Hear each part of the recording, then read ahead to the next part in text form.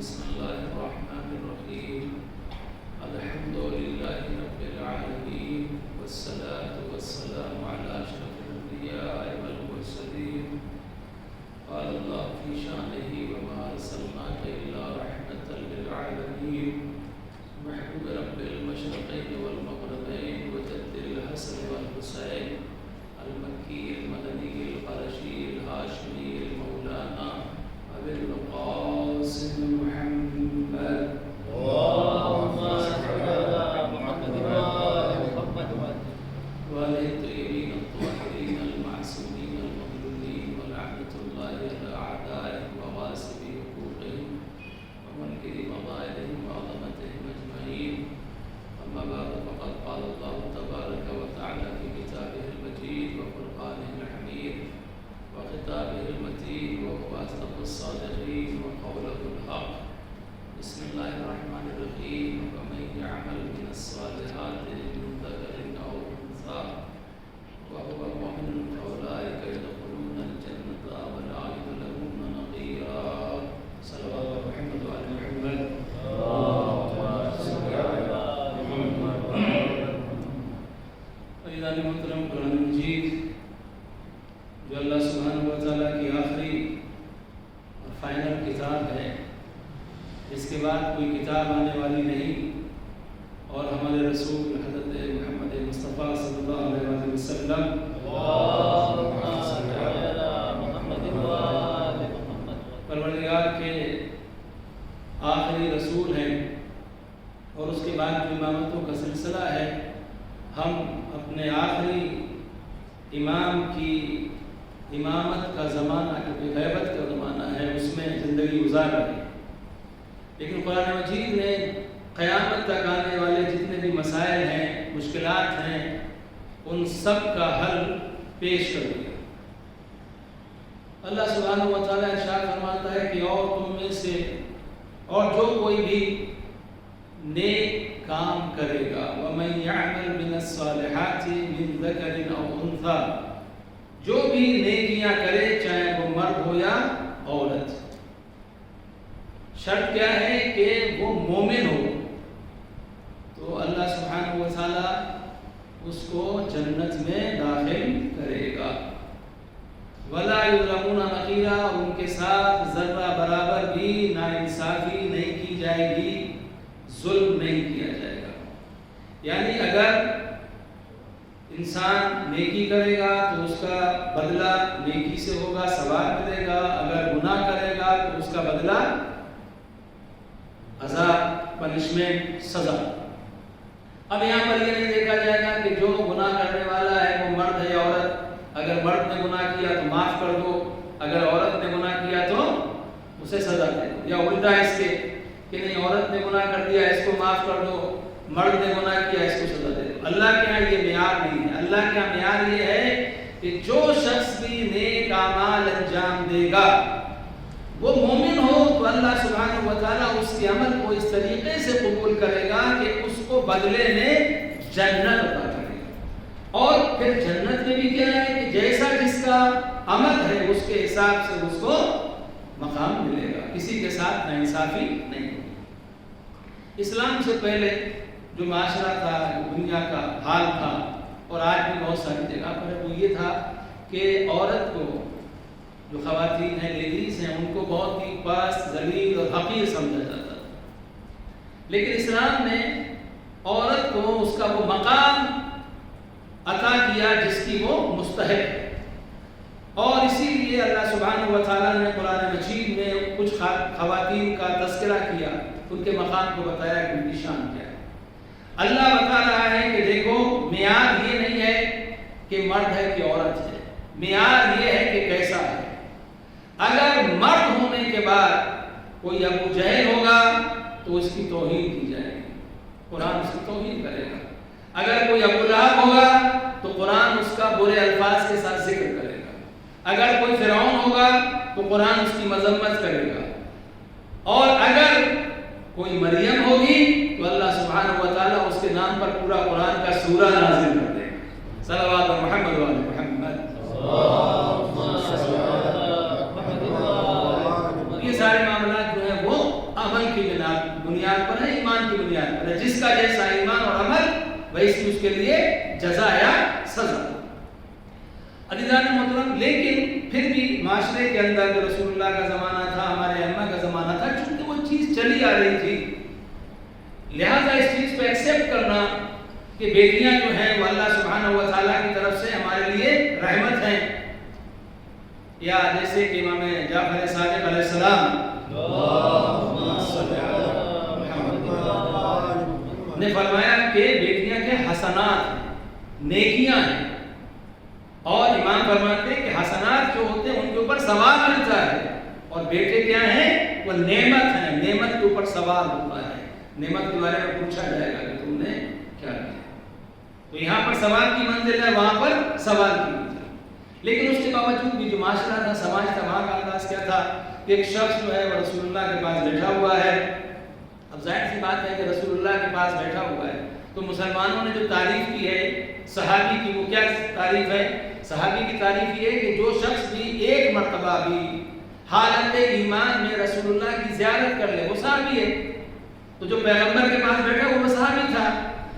اب اس سے جو برابر میں دوسرا شخص بیٹھا تھا اس نے کچھ کہا، جیسے ہی کہا تو اس کے چہرے کا رنگ ایک دم سے اتر گیا، متغیر ہو گیا، بدل گیا، رنگ چینج ہو گیا اس کے چہرے کا، پریشان ہو گیا۔ پیغمبر نے اس کا چہرہ لے کے پوچھا کیوں تم تو پریشان ہو گئے، تمہارے چہرے کی رنگت کیوں بدل گئی؟ کہا نہیں کچھ نہیں، سب کچھ ٹھیک ہے۔ پیغمبر نے کہا بتاؤ وجہ کیا ہے، تمہاری تکلیف پریشانی کی وجہ کیا ہے؟ کہا یا رسول اللہ جب میں گھر سے چلا تھا میری زوجہ جو ہے میری وائف وہ درد ذہن کی حالت میں تھی، لیبر پین کی حالت میں تھی۔ ابھی اس نے مجھ سے کہا ہے کہ تمہارے یہاں بیٹی پیدا ہوئی ہے، لہذا بیٹی کی خبر سننے کے بعد میرے چہرے کی رنگت بدل گئی۔ پیغمبر نے فرمایا کیوں؟ وہ جو بیٹی آئی ہے زمین اس کے بوجھ کو اٹھانے والی ہے، آسمان اس پر سایہ کرنے والا ہے، اللہ سبحانہ و تعالیٰ اس کو رزق دینے والا ہے، اور پھر یہ بیٹیاں جو ہیں یہ وہ پھول ہیں، خوشبودار پھول، جو خوشبودار پھول کا یہ دستہ ہیں جن سے تم بہترین خوشبوؤں کو حاصل کرتے ہو۔ یعنی اس کا مطلب یہ کہ پیغمبر یہ بتانا چاہتے ہیں کہ چاہے بیٹا ہو یا بیٹی ہو، تم ایک بات کو یاد رکھنا، رزق دینے والے تم نہیں ہو بلکہ خدا دینے والا ہے۔ صلوات محمد و علی محمد۔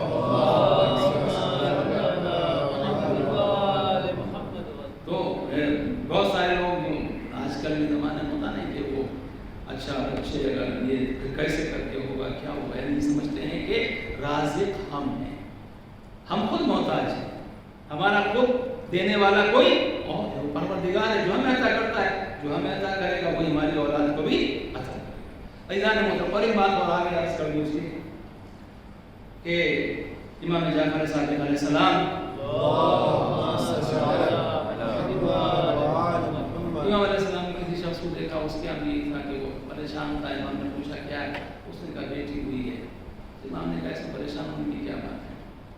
اور پھر امام نے اس کو ایک مثال دی، مثال کیا قرآن مجید کی، کہ وہ واقعہ جو ہے جناب موسیٰ اور جناب خضر کا، کہ جب وہ کشتی سے اتر کے چلے اور وہاں پر کچھ بچے کھیل رہے تھے، اس نے بچے کو جناب خضر نے قتل کر دیا، لڑکے۔ تو جناب موسیٰ علیہ السلام نے اعتراض کیا تھا کہ آپ نے اس لڑکے کو کیوں قتل کر دیا، اس نے کچھ کیا تو نہیں ہے؟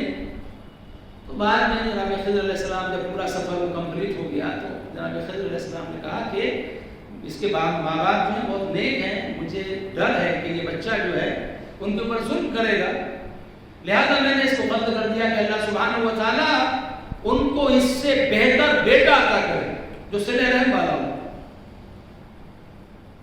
امام علیہ السلام فرماتے ہیں تمہیں معلوم ہے اللہ سبحانہ و تعالیٰ نے اس بیٹے کے بدلے میں ان کے ماں باپ کو جو عطا کیا وہ بیٹا نہیں تھا بلکہ وہ بیٹی تھی، اور وہ ایسی بیٹی عطا کی، ایک ایسی بیٹی عطا کی کہ اللہ سبحانہ و تعالیٰ نے اس کی نسل سے 70 انبیاء کو پیدا کیا، 70 نبیوں کو پیدا کیا، یعنی اللہ سبحانہ و تعالیٰ نے اس بیٹی کے ذریعے سے۔ تو عزیزان محترم، مقصد یہ ہے کہ اولاد کی تربیت اس طریقے سے ہونی چاہیے، اور ہمیں دعا یہ کرنی چاہیے پروردگار جو بھی دیا ہے بیٹا ہے یا بیٹی ہے، پروردگار کو ہمیں توفیق دے کہ ہم ان کی صحیح سے تربیت تربیت کر سکتے ہو۔ میرے معبود تو ان کے ایمان کی حفاظت فرما، پروردگار ان کا انجام بخیر کر۔ عزیزان محترم، ورنہ اگر خدا نہ کرے کسی کا بیٹا ظالم ہو تو کیا باپ کے لیے یہ فخر کی بات ہوگی یا شرم کی بات ہوگی؟ اور پھر دنیا میں جتنی بھی چیزیں ہیں سب مقامات، کس نے کیا کہا بیٹے کے بارے میں، کس نے کیا کہا، لیکن ہمارے نبی حضرت احمد مجتبیٰ محمد مصطفیٰ صلی اللہ علیہ وسلم نے صرف بیٹی کی شان کو بیان نہیں کیا بلکہ جناب فاطمہ زہرا کی تعظیم کے لیے کھڑا ہو کے یہ بتایا کہ دیکھو اگر بیٹی فاطمہ زہرا جیسی ہو تو پھر رسالت ماں کو بھی اس کی تعظیم کے لیے کھڑا ہو۔ وہ رسول جس کی تعظیم ساری کائنات پر واجب ہے وہ جناب فاطمہ زہرا کی تعظیم کے لیے کھڑا ہو۔ اور عزیزان محترم، یہی سلسلہ آگے بڑھے تو ایک بیوی اور اسی رسول اللہ کے سلسلے میں پیدا ہوئی، اسے نام بھی فاطمہ ملا، اور فاطمہ نام کے ساتھ اللہ سبحانہ و تعالیٰ نے اسے کردار بھی ایسا عطا کیا۔ بات یاد رکھیے گا کہ امام موسیٰ کاظم علیہ السلام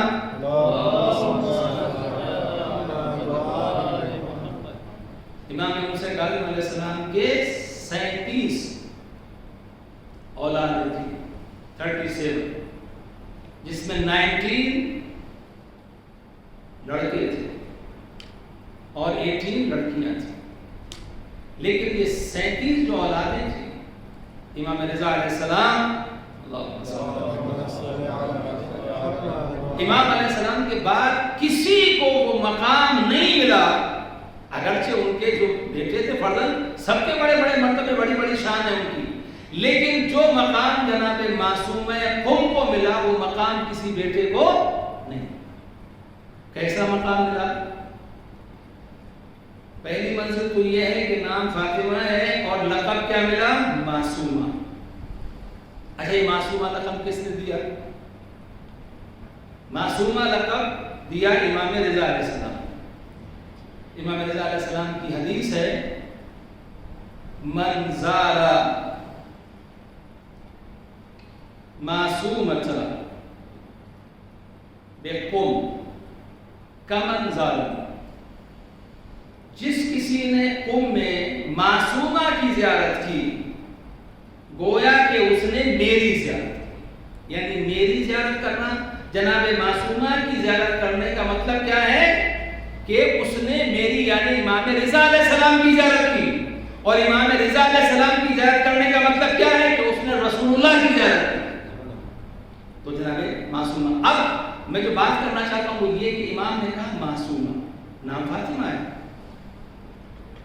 امام کہہ رہے ہیں کہ جس نے معصومہ کی زیارت کی، تو یہ لقب ملا نا امام کی طرف سے، یہ ٹائٹل ہے۔ تو معصوم کسے کہتے ہیں؟ معصوم اور معصومہ، میل کے لیے معصوم اور فیمیل کے لیے معصومہ، یہ مذکر ہے، یہ مؤنث ہے۔ معصومہ کا مطلب یہ ہوتا ہے کہ جو گناہ نہ کرے، جس سے کوئی گناہ نہ ہو، جس سے کوئی سن نہ ہو، وہ ہے معصومہ۔ اور یہ لقب جناب فاطمہ زہرا صلوات اللہ علیہا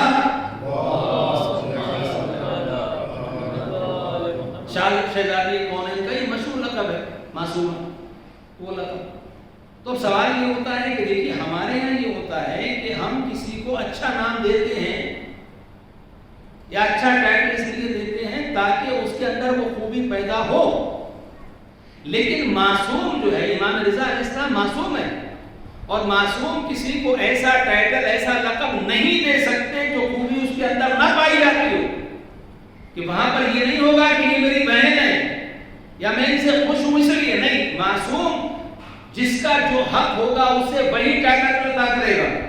تو اب امام رضا علیہ السلام جو جناب معصومہ کو معصومہ کہہ رہے ہیں، اس کا مطلب یہ نہیں ہے کہ وہ پیار کی وجہ سے کہہ رہے ہیں، محبت کی وجہ سے کہہ رہے ہیں، بہن کی وجہ سے کہہ رہے ہیں، اس کا مطلب یہ کہ جناب فاطمہ معصومہ کے اندر وہ کوالٹی موجود ہے جو ایک معصوم کے اندر ہونی چاہیے۔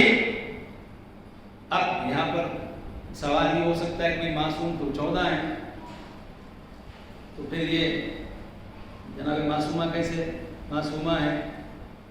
یہ لمبی بحث ہے، میں صرف اشارہ کی دیتا ہوں کہ ایک ہے عصمت خاص کہ جہاں پر گناہ کا امکان ہی نہیں، امکان خطا موجود ہی نہیں، پاسبلٹی ہے ہی نہیں کہ ان سے کوئی گناہ ہو جائے۔ گناہ بہت بڑی بات ہے، ان سے ترک اولا بھی نہیں ہو سکتا، ترک اولا انبیاء سے بھی ہوا ہے، لیکن یہ جو عصمت کی جو بڑی منزل ہے یہاں پر ترک اولا کی بھی گنجائش نہیں، جو ہمارے چہردہ معصومی کی شان ہے کہ ترک اولا بھی وہاں پر نہیں۔ لیکن ایک دوسری منزل کیا ہے؟ عصمت ہے، عصمت صغرا ہے کہ بھلے ہی ہم نے وہ کوئی اس طریقے کی لسٹ بھی نہیں ہے پہلی بات تو کہ کون کون معصوم ہے کون کون نہیں ہے، وہ 14 کے بعد، لیکن اس کے باوجود ان کا کردار ایسا ہوتا ہے، ان کی تربیت ایسی ہوتی ہے، اللہ سبحانہ و تعالیٰ کی طرف سے ان کو ایسا علم دیا گیا ہے کہ ان سے خطا کا امکان نہیں ہے۔ جس طریقے سے جناب زینب سلام اللہ علیہا کی ذات، حضرت عباس علیہ السلام کی ذات، جناب علی اکبر کی ذات، ان کے بارے میں بھی یہ بات کہی گئی ہے کہ یہ وہ ہیں کہ جن سے کبھی کوئی گناہ کی کہیں پر کوئی خبر نہیں ملتی۔ اور جناب زینب سلام اللہ علیہ کے بارے میں تو زیارت میں بھی آیا بھی ہے کہ عصمت صغرا کی طرف فائز۔ تو یہ ان کی جو منزل ہے یہ معصومہ ہے، مطلب کیا ہے کہ ان کا صرف لقب معصومہ نہیں ہے بلکہ وہ پاک بیوی ہیں جنہوں نے اپنی زندگی میں کوئی گناہ انجام نہیں دیا، کسی کو کوئی خبر نہیں کہ انہوں نے کوئی گناہ انجام دیا ہو، اور خبر کی بات تو بعد میں چونکہ امام نے کہا معصومہ لہذا ان سے کوئی خطا نہیں ہوئی۔ ان کا یہ اسٹیٹس، ان کا یہ مقام۔ عزیزان محترم، کیا مقام ہے جناب معصومہ کا؟ کہ ابھی تربیت کی بات ہوئی اور میں نے بعد میں کہا کہ علم اللہ سبحانہ و تعالیٰ کی طرف سے جناب معصومہ قوم اپنے بابا کے ساتھ جو رہی ہیں وہ 6 سال کی عمر تک اپنے بابا کے ساتھ، اس کے بعد میں امام موسیٰ کاظم علیہ السلام کو جو ہے وہ بغداد بلا لیا گیا تھا، وہ قید کر دیا گیا، پھر ملاقات اس کے بعد نہیں۔ 6 سے 7 سال تک کا جو سن ہے آپ کا وہ امام کے ساتھ ہوتا ہے۔ لیکن اس زمانے میں کچھ مومنین آئے امام موسیٰ کاظم علیہ السلام کی خدمت، اور امام علیہ السلام کے پاس کچھ سوال بھی، زیارت بھی کرنا ہے، امام سے کچھ سوال بھی پوچھنا ہے۔ اور جب مدینے پہنچے اور معلوم کیا کہ امام کہاں ہے، تو لوگوں نے کہا کہ امام علیہ السلام نہیں ہے، امام بھی تشریف لے گئے ہیں۔ تو ان لوگوں نے انتظار کیا، اور جب ان کا ٹائم پورا ہو گیا کہ اس ڈیٹ پر ہم کو واپس جانا تھا، جانے کا وقت ہو گیا، تو انہوں نے کہا کہ امام تو نہیں آئے، چلو ہم امام کے گھر جا کے ان کے دروازے پر سلام کہے آئے اور اپنا پیغام چھوڑ دیں کہ ہم امام سے ملاقات کے لیے آئے تھے، امام سے ملاقات نہیں، ہم جا رہے ہیں۔ تو جب وہاں پہنچے اور یہ میسج دیا اندر گھر میں کہ ہم جا رہے ہیں واپس، امام سے ملاقات نہیں، ہمارا سلام کہہ دیجیے گا، تو جناب معصومہ نے ان لوگوں تک یہ پیغام پہنچوایا کہ اگر تمہارے پاس کچھ سوالات ہوں، کچھ پوچھنا چاہتے ہو تو پوچھ لو، ہم اس کے جواب دیں گے۔ ان لوگوں کو بلایا گیا، پردے کے پیچھے جناب معصومہ قم تھی اور اس طرف وہ لوگ بیٹھے ہوئے تھے، انہوں نے اپنے سارے سوالات بتائے، جناب معصومہ قم نے تمام سوالوں کے جواب لکھ کر دیے، اور جب وہ جواب انہیں مل گئے مطمئن ہو کے سلام کر کے وہ چل دیے، مدینے سے باہر نکلے، راستے میں امام موسیٰ کاظم علیہ السلام سے ملاقات ہوئی۔ امام موسیٰ کاظم علیہ السلام سے ملاقات ہوئی، اور جب ملاقات ہوئی تو کہا یا رسول اللہ آپ کے دیدار کے لیے آئے، کہ آپ کا دیدار ہو گیا۔ امام نے کہا کچھ سوالات وغیرہ، کہاں ہمارے سوالات تھے، وہ آپ کی بیٹی نے ان کے جوابات ہمیں دے دیے ہیں۔ امام نے کہا میں بھی تمہیں کو کون سے جواب دیے ہیں۔ اب اس کے بعد جب وہ جواب دیے گئے، امام نے اس پرچے کو دیکھا، اس میں جو جواب لکھے گئے تھے ان تمام جوابوں کو پڑھا، پڑھنے کے بعد امام فرماتے ہیں فداہا ابوہا، فداہا ابوہا، اس کا باپ اس پر قربان ہو جائے، اس کا باپ اس پر قربان ہو جائے۔ یعنی اس کا مطلب کیا امام علیہ السلام بتا رہے تھے کہ جو جواب میری بیٹی نے لکھے ہیں اگر تم مجھ سے پوچھتے میں بھی وہی جواب دیتا جو میری بیٹی نے جواب بتا دیے ہیں۔ صلوات محمد و آل محمد۔ یعنی میرے جواب میں اور جناب معصومہ کے جواب میں کوئی فرق نہیں ہوتا، میرا جواب بھی وہی ہوتا۔ اب میں آپ سے پوچھنا چاہتا ہوں کہ 7 سال کی بچی ہے، 7 سال کی بچی ہے، 7 سال سال کی بچی کہہ رہی ہے جو سوال ہو پوچھ لو، جو سوال پوچھے گئے جواب بھی مل گئے، اور امام نے کہا کہ وہی جواب ہے جو جواب میں دیتا وہی میری بیٹی نے دیے ہیں۔ تو اب آپ یہ سمجھیے کہ اگر فاطمہ معصومہ قم کا یہ مقام ہے تو جناب فاطمہ زہرا کی کیا شان ہوگی؟ صلوات علی محمد و علی محمد۔ تو ایک جو اور خاص چیز ہے جناب معصومہ کو اللہ سبحانہ و تعالیٰ نے شرف دیا ہے، وہ کیا ہے کہ بنت رسول جناب فاطمہ زہرا صلوات اللہ علیہا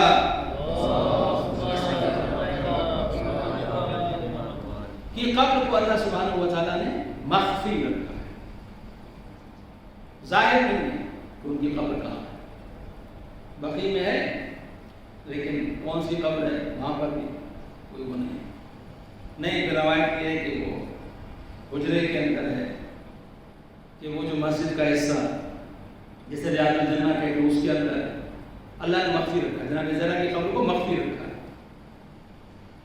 آیت اللہ محمود مرشی نجفی انہیں یہ بے چینی ہوئی کہ وہ ہماری شہزادی، اس کے صدقے میں اللہ نے ہم کو اتنا عطا کیا ہے اور ہم اس کی زیارت سے محروم ہیں، تو ہمیں کچھ ایسا کرنا چاہیے کہ جناب فاطمہ زہرا صلوات اللہ علیہا کی قبر کا ہمیں پتہ مل جائے تاکہ ہم شہزادی کی قبر کی زیارت کریں۔ تو انہوں نے ایک چلہ کیا، یعنی 40 نائٹس انہوں نے کوئی عبادت انجام دی، کوئی عمل انجام دیا، رات کو جاگتے تھے اور فریاد کرتے تھے کہ ہمیں جناب زہرا سلام اللہ علیہا کی قبر کا سراغ چاہیے، نشان چاہیے کہ جناب زہرا کی قبر کہاں ہے۔ جب 40 راتیں کمپلیٹ ہو گئیں تو 40ویں رات میں خواب میں کیا دیکھا کہ امام محمد باقر علیہ السلام، امام جعفر صادق علیہ السلام، دونوں امام آئے ہیں۔ وہ آنے کے بعد میں کہتے ہیں کہ محمود مرشی کریم اہل بیت کی طرف رجوع کیوں نہیں کرتے ہو؟ تو اب ظاہر سی بات ہے کہ ان کے ذہن میں جو تھا کریم اہل بیت یعنی جناب فاطمہ زہرا کا لقب ہے کریم اہل بیت، تو انہوں نے کہا کہ مولا ہم کریم اہل بیت کا ہی تو پتہ پوچھ رہے ہیں، ان کی قبر کا نشان تو معلوم کرنا چاہتے ہیں۔ تو ان سے کہا گیا کہ کریم اہل بیت سے مراد یہاں پر ہم جناب فاطمہ زہرا نہیں، ہم معصومہ قم کی بات کر رہے ہیں، تم ان کی قبر کی طرف رجوع کیوں نہیں کرتے ہو؟ اللہ سبحانہ و تعالیٰ نے جناب زہرا سلام اللہ علیہا کی قبر کو مصلحتاً لوگوں کی نظروں سے مخفی رکھا ہے، چھپا کے رکھا ہے، اور ان کی قبر کا مظہر جناب معصومہ کی قبر کو قرار دیا ہے۔ یعنی اس کا مطلب یہ کہ اگر کوئی شخص جناب معصومہ قم کی زیارت کرے جناب زہرا کی محبت میں تو اللہ سبحانہ و تعالیٰ اس کو وہی ثواب عطا کرے گا تو جناب زہرا کی زیارت کا ثواب۔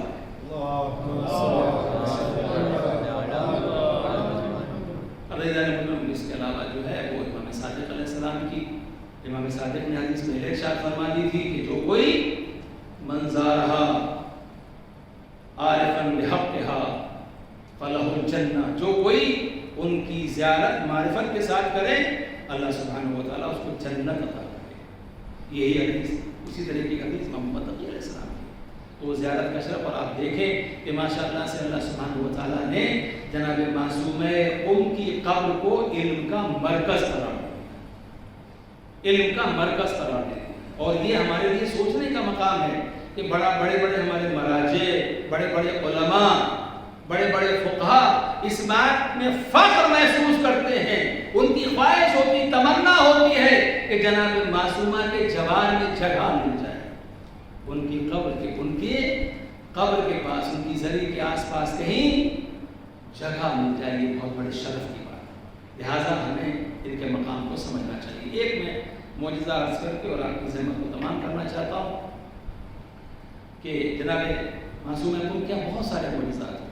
ایک معجزہ جلدی سے میں عرض کرتا ہوں، آپ کی خدمت میں ایک خاتون ہے جس کا نام رقیہ، اور وہ جس شہر کی رہنے والی ہیں وہ ماکو شہر کا نام ہے، اس جگہ کا نام ماکو ہے، اور یہ آذربائیجان کی طرف خوئی جو شہر تھا اس کے قریب کا علاقہ ہے، تو وہاں پر ان کے اوپر فالج کر کے پیرالائز، अब वो खड़ी नहीं हो सकती। उसके बाद दूसरा अटैक हुआ जिसमें ब्रीदिंग के अंदर बहुत परेशानी हो रही, सांस नहीं ले सकती, बहुत बुरी हालत।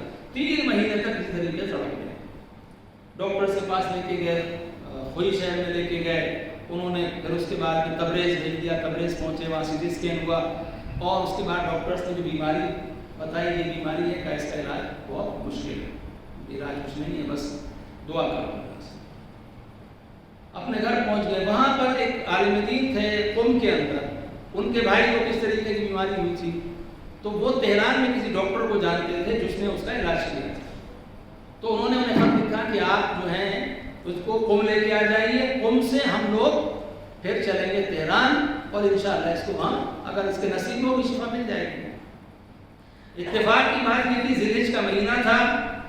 इस लड़की के वालिदैन माँ बाप दोनों हज पर गए हुए थे, तो उसके चचा और चची उस बच्ची को लेके आए और लेने के बाद अब जब ये तैयारी हो रही है सफर में आने की, तो उसने ख्वाब में देखा कि कुछ सफेद पोश बीवियां तशरीफ लाई हैं और उसमें से एक बीवी मेरे करीब आई और मुझसे कह रही है कि अपने सफर की मंजिल को बदल दो, तब्दील कर दो, कुम चले आओ, तुम्हें शिफा मिल जाएगी, मैं मासूम है कुम।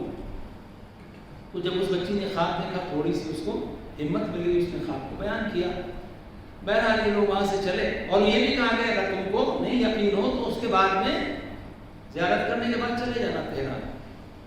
अब ये लोग जब वहाँ से आए और पहुँचे कुम में जाने के बाद जिस अजीज़ के घर जाना था वहाँ पहुँचे, फिर हरम में गए ज़ोहर की नमाज के बाद, और यहाँ तक कि अब वही हरम के अंदर हैं। अब लड़की की हालत ये है कि वो अपने कदमों से चल नहीं सकती, तो जब लेके चले तो वो बैसाखियों का सहारा लेके चल रही है। और वहाँ पर जब हरम में पहुँचे, बैसाखियाँ वहाँ रख दी गई। एक तरफ से जो चचा ने उसका बाजू पकड़ा, एक तरफ से चची ने बाजू पकड़ा और उसको उठा के लेके गए जनाब मासूमा के जरिए के करीब तक। और वहाँ पर जाने के बाद में ज़ियारत पढ़नी शुरू की। अब जो ज़ियारत पढ़ने लगे, ज़ियारत हो रही है, बच्ची बैठी हुई है, चचा नमाज पढ़ने के लिए चले गए हैं, जेंट्स की साइड में चची वहाँ पर है और वहाँ चची ज़ियारत पढ़ रही है, वो बैठ के ज़ियारत पढ़ रही है। नमाज खत्म हो चुकी है मगरिब की नमाज के बाद। तो अचानक से अभी आधी ज़ियारत हुई थी कि उस रुकैया कहती हैं कि मुझे कोई मानूस आवाज़, यानी जो आवाज़ मैं पहले से जानती थी वो आवाज़ महसूस हुई कि कोई मुझसे कह रहा है तुम आ गई, खड़ी हो जाओ। तो उन्हें ये ख्याल हुआ कि मैं तो बीमार हूँ, खड़ी कैसे हो सकती हूँ। उसके बाद अगली ज़ियारत जो है आखिरी मंजिल में थी, फिर उसके बाद कहा गया कि तुम यहाँ आ गई हो, तुम्हें शिफा मिल गई है, खड़ी हो जाओ। तो फिर वही ख्याल कि हम किस तरीके से खड़े हो सकते हैं। तीसरी मर्तबा जब ज़ियारत कंप्लीट हो गई, कहा कि तुम खड़ी हो जाओ, तुम्हें शिफा मिल गई है, मैं मासूम कुम हूँ जिसने तुम्हें बुलाया था। जब ये सुना तो अपनी चची से कहा कि चची मैं खड़ी हो जाऊँ। कहा नहीं बेटा तुम खड़ी नहीं हो सकती, गिर जाओगी, तुम्हारे चचा नमाज पढ़ के आ जाए, फिर उसके बाद हम दोनों तुम्हें उठाएंगे, लेके चलेंगे। लेकिन चूंकि अब तीसरी बार जनाबे मासूम कुम की आवाज़ सुनने के बाद उसको यकीन हो चुका था कि कोई मेरा वहम नहीं है, बल्कि जिस बीवी ने मुझे बुलाया था उसने मुझे सेहत अता कर दी है। एक मर्तबा खड़ी हुई और इस तरीके से खड़ी हुई, इस तरीके से जरी की तरफ दौड़ के चली कि देखने वाले हैरान हो गए कि इसे तो कोई बीमारी थी ही नहीं, जनाबे मासूमा के सदक़े में इसकी सारी बीमारियां ठीक हो चुकी हैं। सलावत मोहम्मद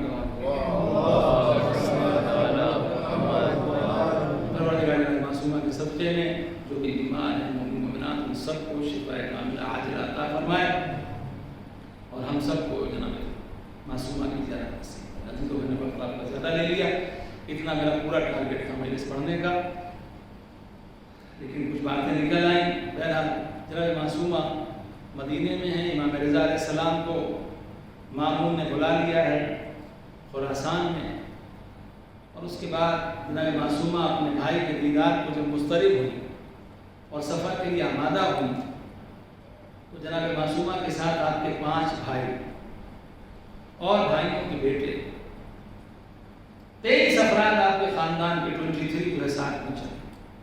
और जब सफ़र होते होते सावा के मकाम पर पहुँचे और वहाँ के लोगों को जब मालूम हुआ कि इमाम रज़ा अलैहिस्सलाम की बहन आई है और उनके भाई आए हैं, ख़ानदान रसालत के लोग हैं, तो वो लोग दुश्मनाने अहले बैत में से थे, उन्होंने हमला किया और इस तरीके से हमला किया कि जनाब मासूमा के सामने आपके पांचों भाई शहीद कर दिए गए, भतीजे शहीद कर दिए गए। अल्लाह अकबर। एक बहन मदीने से निकली थी करबला भला हुआ काफिला लेकर, लेकिन करबला में आशूर के दिन सारे आंखों के प्यारे तारे खाक में मिल गए। एक बहन ये मदीने से निकली है अपने भाई से मुलाकात के लिए, लेकिन सावा के अंदर सबको शहीद कर दिया गया। बहन की हालत ये है कि जनाब मासूमा बीमार हो चुकी है। उसके बाद फिर मालूम किया यहाँ से कुम कितनी दूर है, जनाब मासूमा कुम की तरफ चली। जब कुम वालों को मालूम हुआ कि जनाब मासूमा कुम तशरीफ ला रही हैं, तो मूसा इब्न खज़रज और दूसरे लोग आपके इस्तकबाल के लिए गए और उसके बाद इमाम रिज़ा अलैहिस्सलाम की बहन का इस्तकबाल कर रहे थे। मैं कहूँगा मासूमा को मुसीबत बहुत बड़ी थी, आपके भाई कत्ल कर दिए गए, आपके भतीजे कत्ल कर दिए गए, लेकिन कुम के लोग आपका इस्तकबाल करने के लिए आए थे, काले परचम उठा के आए थे, आंसुओं को बहाते हुए आए थे। ऐ इमाम की बहन, ऐ इमाम की बेटी, हम आपके गम में आपके शरीक हैं, लेकिन हाय ज़ैनब जब करबला से चली तो कोई ताज़ियत देने के लिए नहीं आया, बल्कि बाजारों को सजाया जा रहा था। नामहरमों का मजमा, अली की बेटी नामहरमों के मजमे में थी, अज़ादारों। और उसके बाद यहाँ तक कि जब कुम जनाब मासूमा पहुंची, मूसा इब्न खज़रज आपके नाके की मिहार को पकड़े हुए थे, आपका नाका खुद ब खुद मैदान मीर में बैठ गया और 17 दिन तक मूसा बिन खज़रज को ये शरफ मिला कि उनके घर में जनाब मासूमा ने क़याम किया।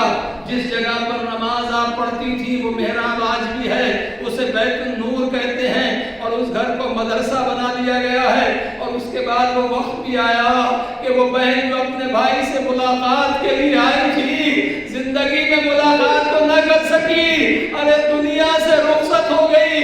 ए आज़ादारों, कुम के अंदर कोहराम बर्पा हो गया, इमाम रिज़ा की बहन दुनिया से रुखसत हो गई। ख़वातीन सरों को पीट रही हैं, नौहों मातम हो रहा है।